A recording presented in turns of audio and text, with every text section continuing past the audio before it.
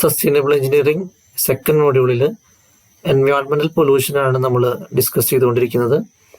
അതിൽ 4ാം ഭാഗമാണ് നമ്മളിന്ന് ഡിസ്കസ് ചെയ്യുന്നത്. 4ാം ഭാഗത്തിൽ കൂടുതലായും നമ്മൾ green house effect, global warming, അതുപോലെ തന്നെ ക്ലൈമറ്റ് ചേഞ്ചസ് ഒക്കെയാണ് ഡിസ്കസ് ചെയ്യാനായിട്ട് പോകുന്നത്.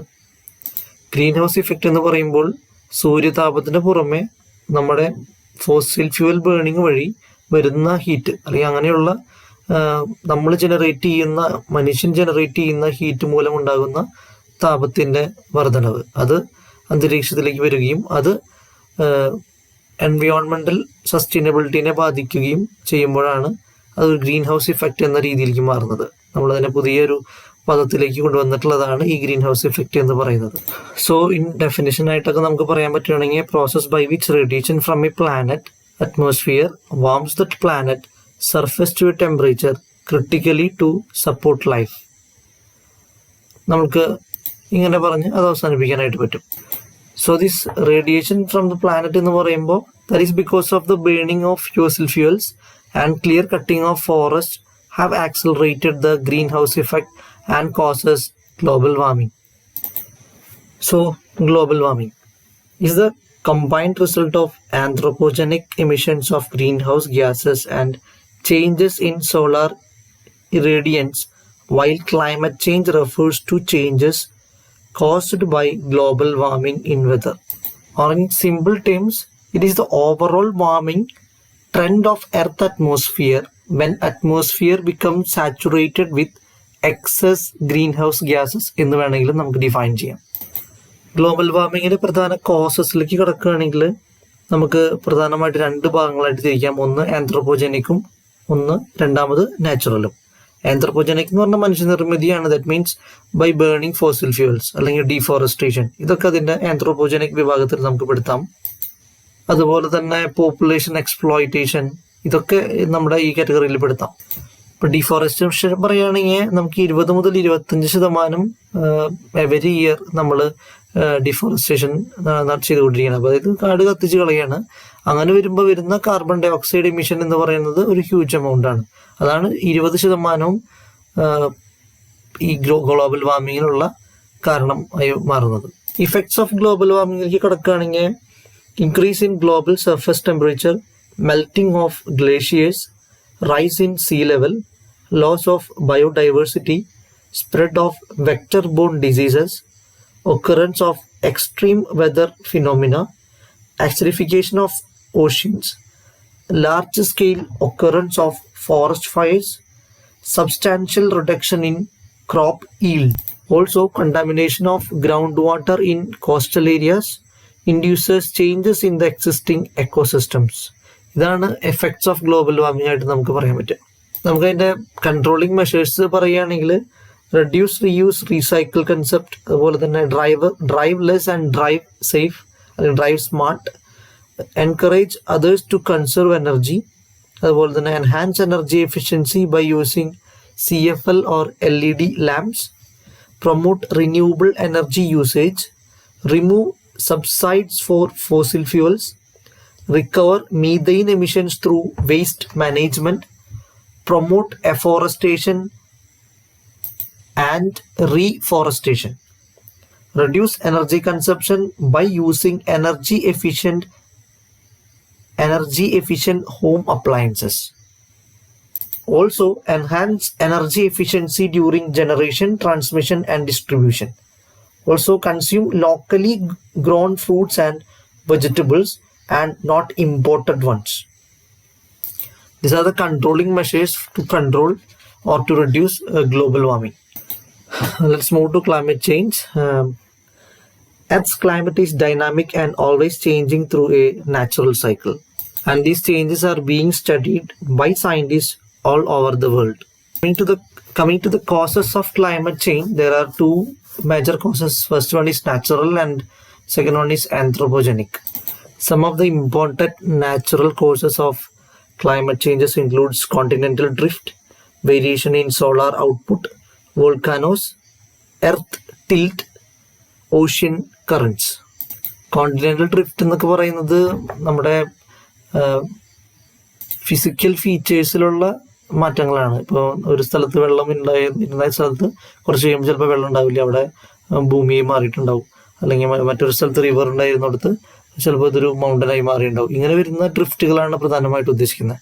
വേരിയേഷൻ ഇൻ സോളാർ ഔട്ട്പുട്ട് എന്ന് ഉദ്ദേശിക്കുന്നത് സോളാർ എനർജി പല സ്ഥലത്തും നമുക്കറിയാം ഒരു കണ്ടിന്യൂസ് സോഴ്സാണ്. പക്ഷെ സോളാർ സ്പോട്സ് കണ്ടുപിടിക്കുന്നുണ്ട് എന്നാണ് പറയുന്നത്. സയന്റിസ്റ്റ് സോളാർ സ്പോട്സ് ഐഡന്റിഫൈ ചെയ്യുന്നുണ്ടെന്ന് റീസെന്റ് പറയുന്നുണ്ട്. സ്പോട്സ് എന്ന് ഉദ്ദേശിക്കുന്നത് കുറച്ചുകൂടി കൂളറായിട്ടുള്ള ഒരു പ്രതലം എന്നാണ് ഉദ്ദേശിക്കുന്നത്. അപ്പം അങ്ങനെയുള്ള സ്ഥലങ്ങളൊക്കെ ആകുമ്പോൾ അത് ക്ലൈമറ്റ് വേരിയേഷൻസിന് കാരണമാവുന്നുണ്ട്. മൂന്നാമതായിട്ട് നമ്മൾ പറഞ്ഞത് വോൾക്കാനോസ് ആണ്. വോൾക്കാനോസ് നമുക്കറിയാം അത് കാര്യമായി തന്നെ ക്ലൈമറ്റിനെ ചേഞ്ച് ചെയ്യുന്നതാണ്. നാലാമതായിട്ട് നമ്മൾ എർത്ത് ടിൽറ്റ് ആണ് പറഞ്ഞത്. Earth tilt at an angle of 23.5 degree to the perpendicular plane of its orbital path എന്നാണ് പറയുന്നത്. So that drastically change the climate during summer season or in winter season. Ocean currents എന്ന് പറയുമ്പോൾ ഓഷ്യനിലുള്ള വേവ്സിലുള്ള വ്യതിയാനം കാരണം വരുന്ന evaporation അല്ലെങ്കിൽ water vapours, അത് ക്ലൗഡ്സിന് കാരണമാവും. ക്ലൗഡ്സ് കാരണം മഴയും അല്ലെങ്കിൽ അതനുസരിച്ചുള്ള ടെമ്പറേച്ചർ വേരിയേഷൻ ഉണ്ടാവും. അതാണ് പ്രധാനമായിട്ടും അവിടെ ഉദ്ദേശിക്കുന്നത്. അടുത്തത് ആന്ത്രോപോജനിക് ആണ്. ആന്ത്രോപോജനിക് എന്ന് പറഞ്ഞാൽ നമ്മൾ ഹ്യൂമൻസ് ജനറേറ്റ് ചെയ്യുന്ന അല്ലെങ്കിൽ ഹ്യൂമൻസ് ബിൽഡ് ചെയ്യുന്ന ക്ലൈമറ്റ് ചേഞ്ചസ് ആണ് ഉദ്ദേശിക്കുന്നത്. അപ്പോൾ അവിടെ പ്രധാനമായും പോപ്പുലേഷൻ എക്സ്പ്ലോയിറ്റേഷൻ, അതുപോലെ തന്നെ over use of fossil fuels, ഇതൊക്കെ തന്നെയാണ് നമുക്ക് ഇവിടെയും പറയാനുള്ളത്. ഇനി നമുക്ക് എഫക്ട്സ് ഓഫ് ക്ലൈമറ്റ് ചേഞ്ചിലേക്ക് പോവാം. ഇഫക്ട്സ് ഓഫ് ക്ലൈമറ്റ് ചേഞ്ച് എന്ന് പറയുമ്പോൾ നമുക്കൊരു 8 പ്രധാന പോയിന്റ്സുകളാണ് പറയാനുള്ളത്. Increase in global surface temperature, ocean acidification, melting of glaciers, change in pattern of rainfall, occurrence of drought, rise in sea level, effects on biodiversity, spread of vector borne diseases. നമുക്ക് ഓരോന്നായിട്ട് തന്നെ detail ആയിട്ട് നോക്കാം. ആദ്യമായി പറഞ്ഞത് increase in global surface temperature ആണ്. നമുക്ക് 20th century വരെ 1.1 ഡിഗ്രി ടെമ്പറേച്ചർ വേരിയേഷൻ ആണ് നമ്മൾ മെഷർ ചെയ്തിട്ടുണ്ടായിരുന്നത്. അത് 21st സെഞ്ചുറിയിലേക്ക് കടക്കുമ്പോഴേക്കും 3.5 ഡിഗ്രിയിലേക്ക് ഡ്രാസ്റ്റിക് ചേഞ്ച് വരാനുള്ള സാധ്യത പറയുന്നുണ്ട്. അതാണ് കാര്യമായിട്ടുള്ള global surface temperature climate change വരുന്നത്. പിന്നെ നമുക്ക് രണ്ടാമതായിട്ട് ഓഷ്യൻ എസിഡിഫിക്കേഷൻ ആണ്. ഓഷ്യൻ എസിഡിഫിക്കേഷൻ എന്ന് പറയുന്നത് ഓഷ്യൻ സീ വാട്ടറിന്റെ pH വാല്യൂയിൽ വരുന്ന ഡ്രാസ്റ്റിക് വേരിയേഷൻ ആണ്. 8.179 നിന്നും 8.104 വേരിയേഷൻ. അത് കാര്യമായിട്ട് തന്നെ എക്വാട്ടിക് ലൈഫിനും അതുപോലെ തന്നെ ഓർഗാനിസംസിനും അത് ഡ്രാസ്റ്റിക് ആയിട്ട് ചേഞ്ച് ചെയ്യുന്ന ഒരു ഡേഞ്ചറസ് സിറ്റുവേഷൻ ആണ്. അപ്പോൾ അത്രയും തരത്തിലുള്ള എസിഡിഫിക്കേഷൻ നടന്നുകൊണ്ടിരിക്കുന്നു എന്നുള്ളൊരു ഇതാണ് സ്റ്റഡീസ് ആണ് റിസൾട്ട് ചെയ്യുന്നത്. Then comes melting of glaciers. Melting of glaciers എന്ന് പറയുമ്പോൾ നമുക്കറിയാം ഭൂമിയുടെ 2% ശുദ്ധജലം ഇരിക്കുന്നത് ഗ്ലേഷ്യേഴ്സിലാണ്. അപ്പോൾ ഇതിൽ നിന്നും കിട്ടുന്ന ശുദ്ധജലമാണ് നമ്മൾ ദൈനംദിന കാര്യങ്ങൾക്ക് ഉപയോഗിച്ചുകൊണ്ടിരിക്കുന്നത്. സാധാരണഗതിയിൽ നിന്നും വരുന്ന ടെമ്പറേച്ചർ വേരിയേഷൻ കാരണം ഗ്ലേഷ്യേഴ്സിന്റെ അമിതമായിട്ടുള്ള ഉരുക്ക്, അതായത് ഐസ് പാളികൾ ഉരുക്കി തീരാണ്. അങ്ങനെ വരുമ്പോൾ വരുന്ന ക്ലൈമറ്റിക് വേരിയേഷൻസ് ആണ്. അത് വളരെയധികം തന്നെ ഇഫക്റ്റ് ചെയ്യാൻ സാധ്യതയുണ്ടെന്ന് തന്നെയാണ് പറയുന്നത്. അതുപോലെ തന്നെ ചേഞ്ചസ് ഇൻ റെയിൻഫോൾ പാറ്റേൺ. നമുക്കറിയാം കാലഘട്ടങ്ങളനുസരിച്ച് നമുക്കിപ്പോൾ മഴ പ്രൊഡിക്റ്റ് ചെയ്യാറുണ്ട് നമ്മൾ. ഇപ്പോൾ ആ ഒരു വേരിയേഷൻ സഡനായിട്ട് നമ്മുടെ റെയിൻ കിട്ടുന്ന സമയങ്ങൾ മാറി തുടങ്ങിയിട്ടുണ്ട്. ഇതും ക്ലൈമറ്റ് ചേഞ്ചസിന് വളരെയധികം ഇഫക്റ്റ് ചെയ്യുന്നു. പിന്നെ ക്ലൈമറ്റ് ചേഞ്ചിന് മറ്റൊരു ഇഫക്റ്റ് എന്ന് പറയുന്നത് ഡ്രൗട്ട് അല്ലെങ്കിൽ ഹീറ്റ് വേവ്സ് ആൻഡ് ഫ്ലഡ് ആണ്. നമുക്ക് ഓൾറെഡി നമ്മളതൊക്കെ നേരിട്ട് അനുഭവിച്ചുകൊണ്ടിരിക്കുന്ന ഒരു സാഹചര്യമാണ് ഇപ്പോൾ നമ്മുടെ നാട്ടിൽ, കേരളത്തിൽ പ്രത്യേകിച്ചുള്ളത്. റൈസ് ഇൻ സീ ലെവലിന്റെ മെയിൻ ഉദാഹരണം എന്ന് പറയുന്നത് സ്മോൾ ഐലൻഡിൽ നിന്നുള്ള ഇവാക്വേഷൻ ആണ്. ചെറിയ ഐലൻഡുകളൊക്കെ ഇപ്പോൾ ഇല്ലാതായിക്കൊണ്ടിരിക്കുന്ന ഒരു സാഹചര്യമാണുള്ളത്. അപ്പോൾ 2 സെന്റിമീറ്റർ വരെ വെള്ളത്തിലുള്ള വ്യത്യാസം, വെള്ളത്തിന്റെ ചേഞ്ചസ് വരുന്നത്, ഇൻഡെപ്തിലുള്ള ചേഞ്ചസ് കാര്യമായിട്ട് തന്നെ വെറ്റ്ലാൻഡ്സിനെ അല്ലെങ്കിൽ ഗ്രീൻ ലാൻഡ്സിനെ ബാധിക്കുന്നുണ്ട്. പിന്നെ ക്ലൈമറ്റ് ചേഞ്ചിന്റെ എഫക്റ്റ് എന്ന് പറയുന്നത് ബയോഡൈവേഴ്സിറ്റിയിൽ വരുന്ന വിസിബിൾ ആയിട്ടുള്ള മാറ്റങ്ങളാണ് ക്ലൈമറ്റ് ചേഞ്ചസ് വരുത്തിക്കൊണ്ടിരിക്കുന്നത്. പ്രധാനമായി പറയുകയാണെങ്കിൽ early blooming of trees and ലെങ്തൻഡ് seasons are already occurring. നമുക്കത് നേരിട്ട് അനുഭവിച്ചുകൊണ്ടിരിക്കുന്ന കാര്യങ്ങളാണ്. 80% ബ്രീഡിംഗ് സീസൺസ് മാറിക്കൊണ്ടിരിക്കുന്നു.